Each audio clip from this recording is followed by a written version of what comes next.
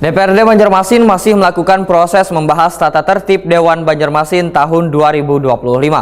Terus direvisinya tata tertib Dewan ini lantaran semakin meningkatkan kinerja wan tugas wakil rakyat, sehingga kehadiran anggota Dewan wayah rapat panitia khusus, rapat paripurna wan rapat dengar pendapat agar sesuai quorum. DPRD Banjarmasin masih melakukan proses pembahasan tata tertib Dewan Banjarmasin tahun 2025. Terus direvisinya tata tertib Dewan ini lantaran semakin meningkatkan kinerja wan tugas wakil rakyat, sehingga kehadiran anggota Dewan wayah rapat panitia khusus, rapat paripurna wan rapat dengar pendapat agar sesuai quorum.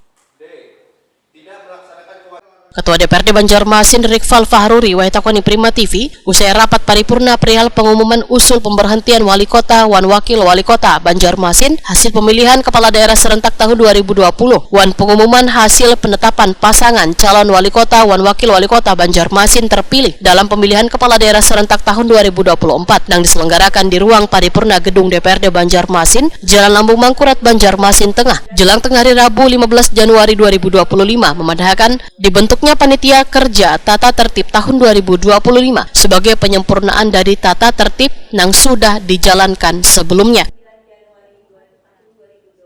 Politisi Partai Golkar ini pun menyatakan Panitia Kerja Tatip Dewan ini nantinya akan melibatkan perwakilan fraksi yang ada di DPRD Banjarmasin.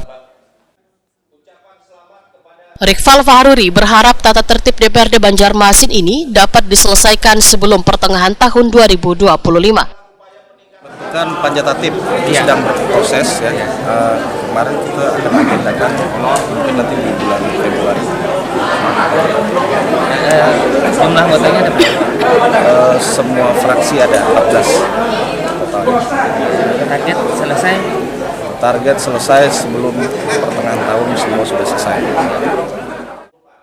Rikfal Fahruri menyatakan revisi Perda Tatip DPRD Banjarmasin dapat semakin memperkuat jalinan sinergitas antara legislatif dan eksekutif sehingga mewujudkan pembangunan yang lebih baik di kota Seribu Sungai ini.